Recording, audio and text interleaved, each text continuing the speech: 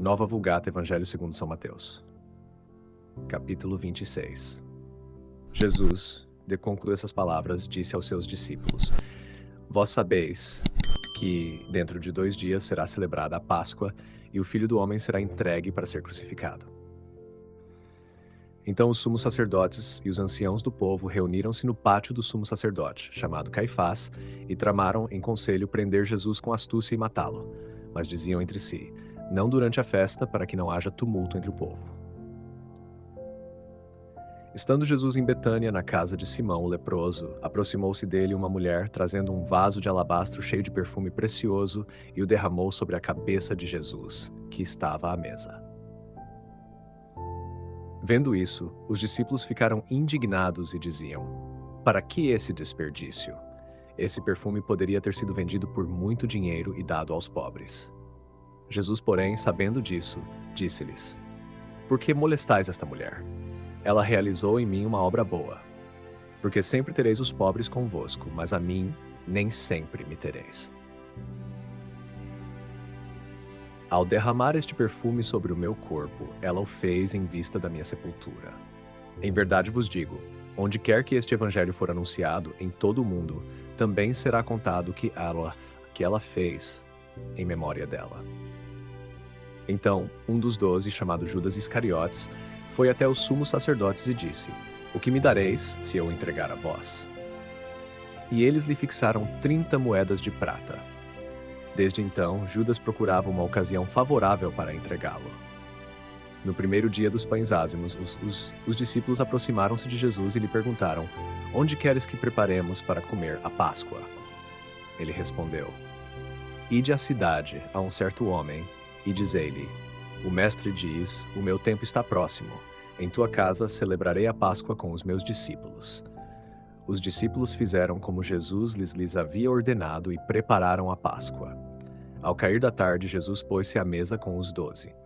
E enquanto comiam, disse: em verdade vos digo, um de vós me trairá. Eles ficaram profundamente entristecidos e começaram um por um a perguntar-lhe: sou eu, Senhor?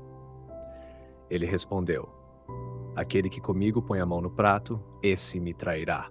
O Filho do Homem vai, conforme está escrito a seu respeito, mas ai daquele homem por quem o Filho do Homem é entregue. Melhor seria para esse homem não ter nascido. Então Judas, que o traía, perguntou: sou eu, Rabi? Jesus respondeu: tu o disseste. Enquanto comiam, Jesus tomou o pão, pronunciou a bênção, partiu e o deu aos discípulos, dizendo: tomai e comei, isto é o meu corpo. Em seguida, tomando o cálice, deu graças e o entregou a eles, dizendo: bebei dele todos, pois este é o meu sangue da nova aliança, derramado por muitos para a remissão dos pecados. Eu vos digo, não beberei mais deste fruto da videira, até o dia em que o beberei convosco novo, no reino de meu Pai. Depois de cantarem o hino, saíram para o Monte das Oliveiras. Então Jesus lhes disse: todos vós vos escandalizareis por minha causa nesta noite, pois está escrito: ferirei o pastor e as ovelhas do rebanho se dispersarão. Mas depois de ressuscitar, irei adiante de vós para a Galileia. Pedro, tomando a palavra, disse-lhe: ainda que todos se escandalizem por tua causa, eu jamais me escandalizarei. Jesus lhe respondeu: em verdade te digo, nesta mesma noite, antes que o galo cante, tu me negarás 3 vezes. Pedro disse a Jesus: ainda que seja preciso morrer contigo, não te negarei. E o mesmo disseram todos os discípulos. Então Jesus foi com eles a um lugar chamado Getsêmani e disse aos discípulos: sentai-vos aqui enquanto eu vou ali para rezar. Levando consigo Pedro e os 2 filhos de Zebedeu, Jesus começou a sentir tristeza e angústia. Então lhes disse: a minha alma está triste até a morte.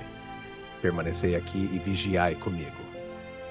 Avançando um pouco mais, Jesus prostrou-se com o rosto por terra e orava, dizendo: meu Pai, se é possível, afasta de mim este cálice.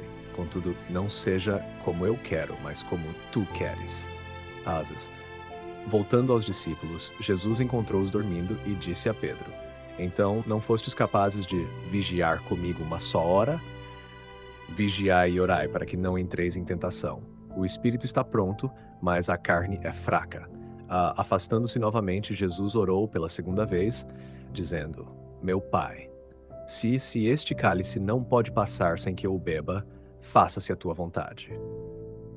Voltando outra vez, encontrou-os novamente dormindo, pois seus olhos estavam pesados.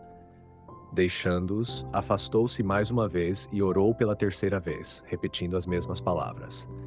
Então voltou aos discípulos e lhes disse: Dormi agora e descansai. Eis que chegou a hora, e o Filho do Homem é entregue às mãos dos pecadores. Levantai-vos, vamos. Eis que se aproxima aquele que me trai. Enquanto Jesus ainda falava, chegou Judas, um dos 12, e com ele uma grande multidão, com espadas e bastões, enviada pelos sumos sacerdotes e pelos anciãos do povo. Ora, o traidor havia combinado com eles um sinal, dizendo: Aquele que eu beijar é ele. Prendei-o. Imediatamente, aproximando-se de Jesus, Judas disse: Salve, Rabi, e o beijou. Jesus, porém, lhe disse: Amigo, para isso vieste. Então eles se aproximaram, lançaram as mãos sobre Jesus e o prenderam. E eis que um dos que estavam com Jesus estendeu a mão, puxou a espada e, ferindo o servo do sumo sacerdote, decepou-lhe a orelha. Então Jesus lhe disse: Guarda a tua espada no seu lugar, pois todos os que tomam a espada pela espada perecerão. Ou pensas que eu não posso pedir a meu Pai e ele imediatamente me enviaria mais de 12 legiões de anjos? Mas como então se cumpririam as Escrituras, segundo as quais assim deve acontecer? Naquele momento, Jesus disse às multidões: Saístes com espadas e bastões para me prender, como se eu fosse um ladrão. Todos os dias eu estava sentado, ensinando no templo, e não me prendestes. Tudo isso, porém, aconteceu para que se cumprissem as Escrituras dos profetas. Então todos os discípulos, abandonando-o, fugiram. Os que prenderam Jesus levaram-no à presença de Caifás, o sumo sacerdote, onde estavam reunidos os escribas e os anciãos. Pedro seguia Jesus de longe até o pátio do sumo sacerdote. Entrou e sentou-se com os guardas para ver como tudo terminaria. Os sumos sacerdotes e todo o conselho procuravam um falso testemunho contra Jesus para condená-lo à morte, mas não encontraram, embora muitas falsas testemunhas se apresentassem. Por fim, aproximaram-se 2 que disseram: Este homem disse: Posso destruir o templo de Deus e reconstruí-lo em 3 dias. Então o sumo sacerdote, levantando-se, disse-lhe: Nada respondes? O que é isso que estes testemunham contra ti? Jesus, porém, permanecia em silêncio.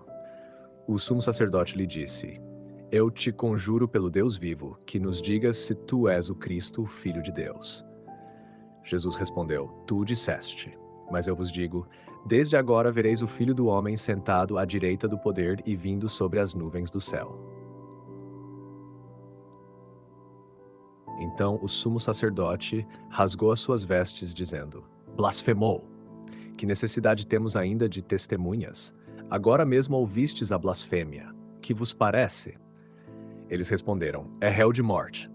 Então cuspiram-lhe no rosto e lhe deram bofetadas. Outros o esbofeteavam, dizendo: Profetiza para nós, Cristo, quem foi que te bateu?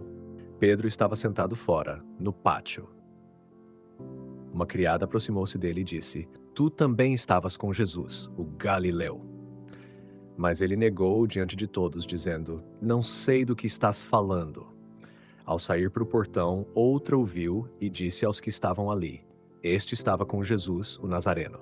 E ele negou novamente, com juramento: Não conheço esse homem. Pouco depois, os que ali estavam se aproximaram e disseram a Pedro: Verdadeiramente, tu também és um deles. Até o teu modo de falar te denuncia. Então Pedro começou a praguejar e a jurar: Não conheço esse homem. E imediatamente o galo cantou. Então Pedro lembrou-se da palavra de Jesus que lhe havia dito: Antes que o galo cante, tu me negarás 3 vezes. E saindo para fora, chorou amargamente. Comentário patrístico de destaque. São João Crisóstomo, cujo nome significa Boca de Ouro, foi bispo de Constantinopla e um dos maiores pregadores da Igreja Antiga. Suas homilias sobre Mateus foram pronunciadas para o povo, o que as torna especialmente adequadas à escuta, não apenas à leitura acadêmica. Close quote. Eixo central do comentário de São João Crisóstomo em Mateus 26, open quote. Tema unificador. Cristo não é vencido pela paixão, ele a governa livremente. Close quote. Para Crisóstomo, todo o capítulo 26 deve ser lido sob esta chave. Nada acontece a Jesus por acaso, nem por força alheia, mas por obediência voluntária ao Pai. 1. A conspiração e a unção em Betânia, Mateus 26, no 13. Comentário patrístico. São João Crisóstomo observa que Mateus coloca lado a lado dois movimentos opostos. A trama de morte dos chefes do povo, o ato de amor absoluto da mulher que unge Jesus. Para o padre da igreja, isso não é casual, open quote. Enquanto uns calculam como matar, uma mulher antecipa a sepultura com fé. Close quote. Teologia patrística. A mulher compreende espiritualmente o que os discípulos ainda não entendem. O perfume não é desperdício, mas profissão silenciosa de fé na paixão. Crisóstomo afirma que ela faz o que os apóstolos ainda não ousam fazer, aceitar a morte de Cristo como necessária. Leitura espiritual. O verdadeiro amor a Cristo não calcula a utilidade, mas reconhece o mistério. NAP 2. Judas e a liberdade humana. Mateus 26, 14-25. Comentário patrístico. São João Crisóstomo é muito preciso. Judas não é forçado pela profecia nem pela vontade de Deus. Open quote. Cristo anuncia a traição não para constranger Judas, mas para o despertar. Close quote. Ponto doutrinal importante. A presciência divina não elimina a liberdade humana. Cristo lava os pés, parte o pão e oferece amizade até o fim. O ai daquele homem não é condenação antecipada, mas último apelo à conversão. Ensino da Igreja. A condenação nunca é querida por Deus. Ela é fruto da recusa persistente da graça. A instituição da Eucaristia. Mateus 26, 26-9. Aqui está um dos comentários mais citados da tradição católica. São João Crisóstomo afirma explicitamente, open quote, ele não disse... Isto é o símbolo do meu corpo, mas isto é o meu corpo. Close quote. Doutrina eucarística. Cristo antecipa sacramentalmente o sacrifício da cruz. A ceia não é separada da paixão. É a mesma oferta, sob outro modo. A Eucaristia é apresentada como sacrifício, alimento, aliança, presença real. Para o ouvinte do audiolivro, o que se ouve neste trecho é o coração da fé católica. 4. Getsemane, a vontade humana de Cristo, Mateus 26, 46, é um dos pontos mais delicados teologicamente. Crisóstomo explica com clareza pastoral, open quote, ele mostra tristeza não por fraqueza, mas para ensinar-nos a orar na angústia. Doutrina cristológica. Cristo possui duas vontades, divina e humana. A oração afasta de mim este cálice. Não nega a missão, manifesta a verdadeira humanidade de Jesus. O faça-se a tua vontade revela obediência perfeita, reversão da desobediência de Adão. Leitura espiritual. Cristo sofre conosco para que aprendamos a sofrer nele. 5. A prisão e o julgamento. Mateus 26, 47, comentário patrístico. São João Crisóstomo insiste que Jesus não foge, não se defende, não chama os anjos, embora possa. Open quote, ele se entrega para mostrar que a cruz não é derrota, mas escolha. Close quote. O silêncio diante do sinédrio é interpretado como cumprimento de Isaías, como cordeiro levado ao matadouro, juízo contra os acusadores, o silêncio do justo condena a mentira. 6. A negação de Pedro e o choro amargo, Mateus 26, 69 e 65. Leitura de São João Crisóstomo. Pedro não cai por malícia, mas por autoconfiança. Open quote. Confiou mais em si do que na graça e por isso caiu, mas chorou e por isso foi curado. Close quote. Dimensão espiritual. A queda de Pedro preserva a igreja do desespero. Ele cai, mas retorna. O choro amargo é visto como início da penitência, fundamento do seu futuro pastoreio. Mensagem pastoral. Nenhuma queda é definitiva quando há arrependimento sincero. Queridos ouvintes, chegamos ao fim deste audiolivro e quero expressar minha profunda gratidão a todos que permaneceram conosco até aqui. Sua dedicação em acompanhar essa obra é um verdadeiro sinal de busca pela sabedoria e pelo crescimento espiritual. Que o conteúdo ouvido possa nutrir sua alma e fortalecer sua fé. Aproveito para convidá-los a explorar as playlists do canal Caminho Católico, onde vocês encontrarão outros tesouros espirituais. São obras que podem acompanhar e iluminar sua jornada, como Castelo Interior de Santa Teresa de Jesus, Confissões de Santo Agostinho, Palavras Bíblicas com o Evangelho comentado por grandes eclesiásticos, Filoteia de São Francisco de Sales, Tratado da Verdadeira Devoção à Santíssima Virgem de São Luís Maria de Montfort, A Imitação de Cristo de Tomás de Kempis e As Três Idades da Vida Interior do Padre Garrigou Lagrange.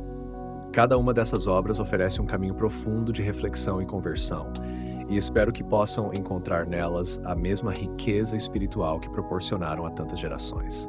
Nosso canal está sempre aberto para quem deseja aprender e crescer na fé. Continue nos acompanhando e compartilhando essa jornada espiritual.